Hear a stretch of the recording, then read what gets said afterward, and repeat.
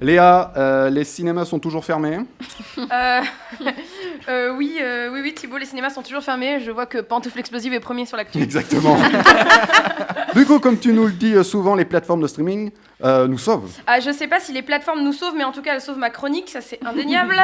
Enfin, ceci dit, pas cette semaine, parce que pas besoin d'abonnement, pas de streaming, mais un concept vieux comme le monde, ou en tout cas vieux comme 1926, la télévision. Arte nous propose l'adaptation d'une série israélienne qui s'appelle Betty Pool, littéralement En thérapie. D'ailleurs, c'est le titre français choisi par les showrunners, dont le nom ne vous sont pas inconnus, puisqu'il s'agit d'Olivier Nakache et Eric Toledano. Les maîtres des personnages secondaires et des gags à la française nous proposent donc une série dramatique où il n'y a jamais plus de 3 personnages dans la même pièce. Ambiance. On écoute un extrait. Allez. Mes patients, s'ils savaient ce qui se passe dans ma tête, à certains moments des séances, je pense qu'ils partiraient en courant. Et quelqu'un d'autre? Après, me dites pas que vous en êtes pas rendu compte. Et rendu compte de quoi, là? Je crains de ne pas vous suivre. Vous êtes devenu mon obsession. On vient vous voir pour un avis professionnel et vous nous poussez au divorce. Le jour où je t'ai rencontré, j'ai fait une croix sur ma liberté. Vous connaissez l'adage qui dit que le client a toujours raison. Nous avons tendance à penser que le patient a toujours tort. Je dois pas être très sensible à l'humour de psy, en fait. Donc Nakache et Toledano se lancent donc dans la télévision. Oui, et alors on peut dire qu'ils sont visionnaires, ou bien c'est juste un timing de folie au moment où James Bond est repoussé pour la 23e fois, au moment où on fête nos 3 mois de fermeture des salles en France, au moment où quasiment plus personne sur Terre ne partage une toile avec une foule d'inconnus. Bref, comme tu nous le rappelles douloureusement chaque semaine, Thibaut, les cinémas sont fermés, et bien eux, ils sortent leur première série télévisée, timing parfait. C'est vrai. On suit un psychanalyste, c'est bien ça? Oui, c'est ça, un psychanalyste et ses 5 patients, peut-être même 6. Alors, c'est une adaptation, comme je le disais, on est le 17e pays à faire ce remake de cette série.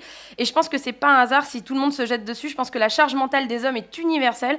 Et chaque pays peut prétendre à un fil rouge différent. Alors, chez nous, en France, Nakache et Toledano ont choisi le lendemain des attentats du 13 novembre 2015. Cette tragédie qui a évidemment touché chaque âme française au plus profond. Mais c'est clairement un prétexte. Les dialogues dépassent cet événement effroyable. D'ailleurs, en 2015 c'est déjà has-been, j'ai envie de vous dire. Mais comme dit l'autre, on est en guerre. On est en guerre permanente contre un virus, contre des terroristes, mais aussi contre notre patron tyrannique, notre voisin irrespectueux, contre nous-mêmes aussi. Et je pense que ce type de situation parle au grand nombre et les répliques sont véritablement exquises. Alors quand tu dis ce type de situation, tu parles de quoi? D'un psy et de son patient, quoi. En gros. Alors j'ai l'impression que tu dis que c'est une bonne série, mais que t'as pas bien aimé.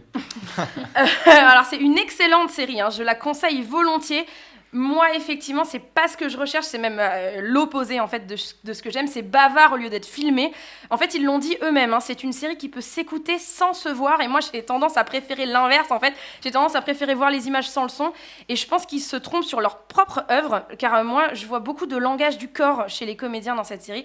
Et ce serait une belle connerie de louper ça En thérapie. Ils ont aussi déclaré à Quotidien, je crois, que la quintessence du cinéma, c'est le chant contre chant, que ces 2 personnages qui s'affrontent. Alors, je suis pas d'accord du tout, messieurs, dames. En fait, c'est là que clairement vient la distance que je mets entre cette série et mon cerveau. Et je pense que je passe sûrement à côté de quelque chose de très fort, de puissant, et certainement de salvateur.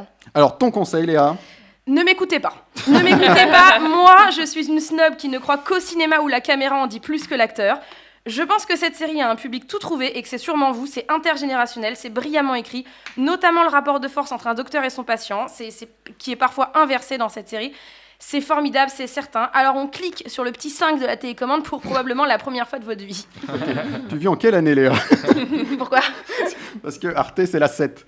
Ah d'accord, c'est pas la 5 Arte. Non, la 5 c'est France 5 et Arte c'est la 7. Dans ma tête c'est encore la 5. Non mais ça fait 10 ans, j'ai vérifié, c'est depuis 2011. Ah, depuis 2011. Elle n'aime pas la télé. Bon appuyez sur le 7 de la télécommande. Merci Léa, donc c'est à la télé, c'est la 7, ou en streaming, ou en replay je veux dire sur Arte. Ouais. Il y a peut-être un truc bien sur la 5 après. Oui, ça se trouve, les gars, allez-y quand même.